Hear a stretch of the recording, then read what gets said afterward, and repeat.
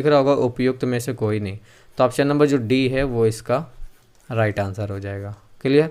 आगे देखिए दूसरा नंबर क्वेश्चन है, संविधान सभा की प्रथम बैठक कब हुई थी? पहली बैठक कब हुई थी? 9 दिसंबर 1946 को, 9 दिसंबर 1947 को, 11 दिसंबर 1946 को, या फिर 11 दिसंबर 1947 को। तो संविधान सभा की जो पहली बैठक हुई थी वो हुई थी आपकी 9 दिसंबर 1946 को। तो ऑप्शन नंबर जो ए है इस क्वेश्चन का वो राइट आंसर हो जाएगा।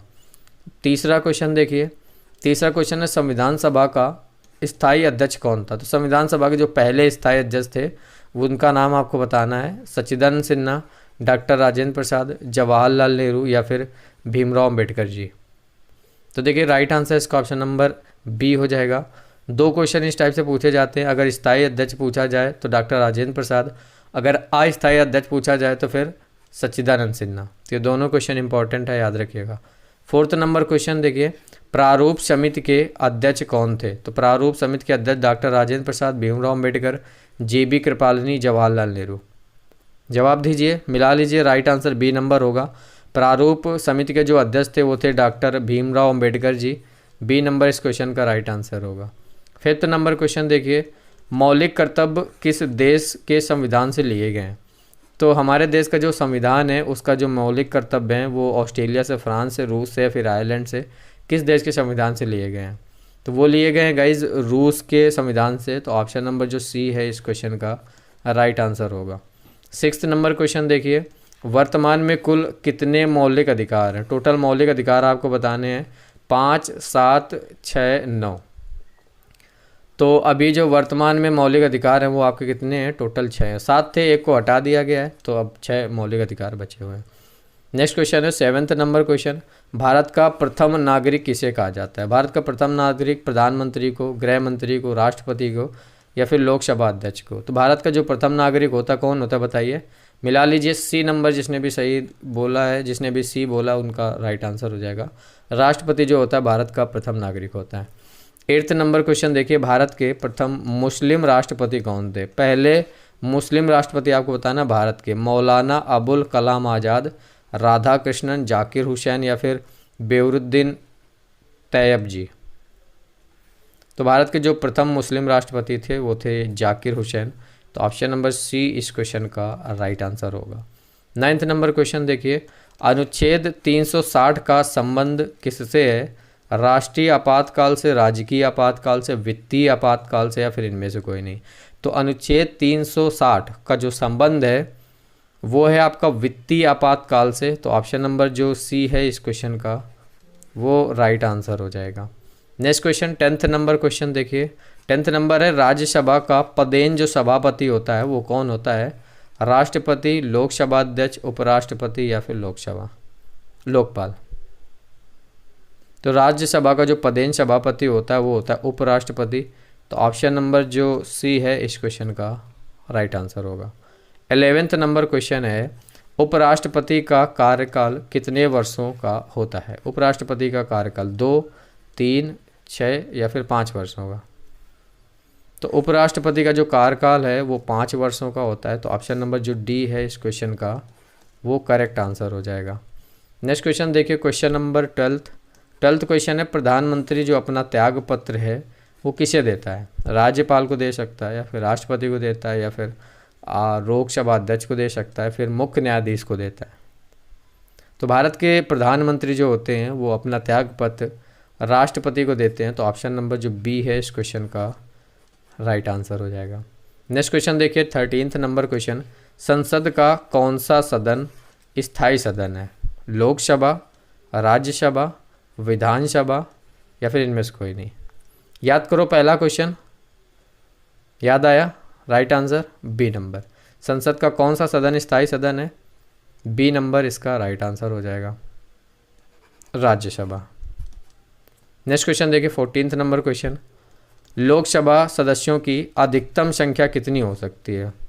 अधिकतम कितनी हो सकती है? 550, 52, 45, 43? तो अधिकतम हो सकती है कितनी? 552, बी नंबर। अभी कितनी है? 543, जब ये वीडियो मैं रिकॉर्ड कर रहा हूँ फिलहाल। अगला क्वेश्चन है 15वां क्वेश्चन है, किस राज्य का लोकसभा में अधिकतम प्रतिनिधित्व है? लोकसभा में किस राज्य का अधिकतम प्रतिनिधित्व है? राजस्थान, मध्य प्रदेश, बिहार या फिर उत्तर प्रदेश? हाँ, right answer D number, Uttar Pradesh. 15 हो गए। चलिए देखिए अगला, देखिए 16 नंबर क्वेश्चन। योजना आयोग का गठन कब किया गया था? योजना आयोग का 1951 में, 52 में, 50 में या फिर 1947 में? देखिए योजना आयोग का जो गठन है 1950 ईस्वी में हुआ था। सी नंबर राइट आंसर हो जाएगा। योजना आयोग जो है अब इसका नाम बदल के नीति आयोग कर दिया गया है, जिसका गठन 2015 में हुआ।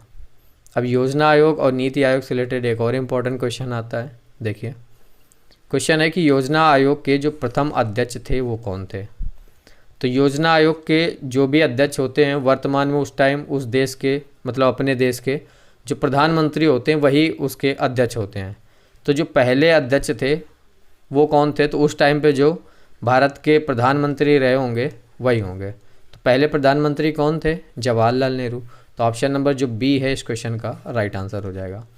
अब योजना आयोग को बदल के नीति आयोग कर दिया गया है, जो कि 2015 में इसका गठन हुआ। और पूछा जाता है नीति आयोग के वर्तमान अध्यक्ष कौन है? तो वर्तमान में जो प्रधानमंत्री हैं नरेंद्र मोदी जी, वही नीति आयोग के वर्तमान अध्यक्ष होंगे। क्लियर?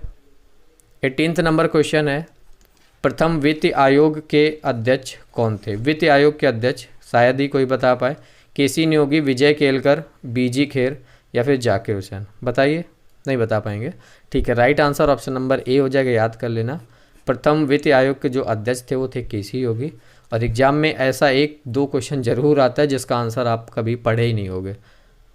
19 नंबर क्वेश्चन है, भारत में पंचायती राज व्यवस्था कहाँ से शुरू करी गई थी?